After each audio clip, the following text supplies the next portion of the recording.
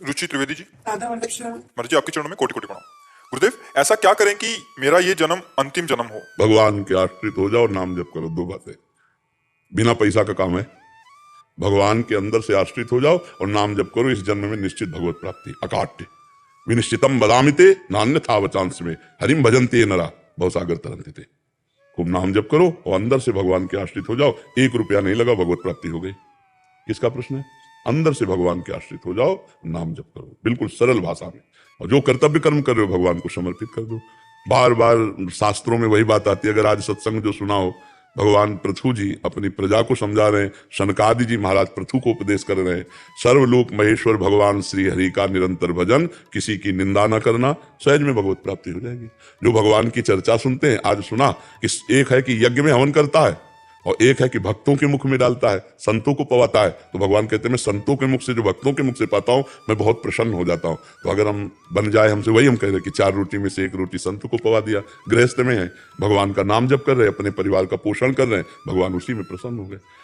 देखो, अधर्म का अगर पैसा कमा के तो उसका कोई महत्व नहीं, और धर्म से अगर 1 रुपया दे दिया ना, और 1 रुपया का नमक ला करके दाल में डाल दिया गया, तो सैकड़ों संत पाए ना। सैकड़ों संत सेवा हो गई 1 रुपया में। 1 रुपया में बढ़िया सेवा हो गई। और बेईमानी करके गंदा पैसा आप दो और वो बुद्धि भ्रष्ट करे तो अपराध हो गया, संतों का भजन छूट जाएगा। तो गृहस्थी में अपने कर्तव्य का पालन करते हुए, भगवान के आश्रित होकर नाम जप करते हुए भगवत प्राप्ति सहज है। ये हम सब शास्त्रों की बात कह रहे हैं। भगवान की प्राप्ति के लिए इस जन्म में हमारा आखिरी जन्म हो, हर श्वास नाम जप करो और हृदय से भगवान के आश्रित हो जाओ, हो गया काम। अब फिर जीना है तो फिर कथा भागवत सब बिल्कुल सार बात है। राधा राधा राधा राधा और हे लाडली जो मैं आपकी, इसी से भगवत प्राप्ति हो जाएगी। भगवान संबंध देखते। एक जगन्नाथ जी के सेवक थे जो अंग सेवी, और वो गलत संग से वैश्यागामी हो गए, वैश्या का संसर्ग करने लगे। तो आपस में सब जितने पार्षद थे सब एकत्रित हुए और उनको बुलाया और कहा या तो जगन्नाथ जी को पकड़ो, वैश्या छोड़ो, और या जगन्नाथ जी को छोड़ो, वैश्या के पास जाओ।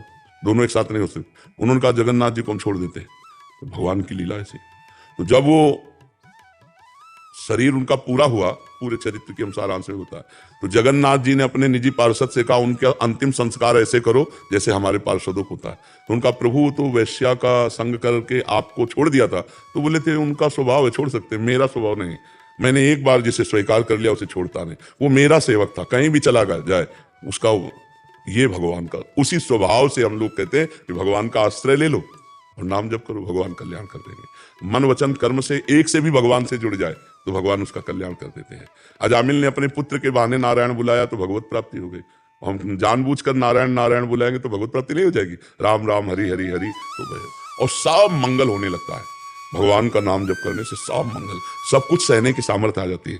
भगवान से जुड़ना मंगल भवन अमंगलहारी, अमंगल का नाश हो जाता है।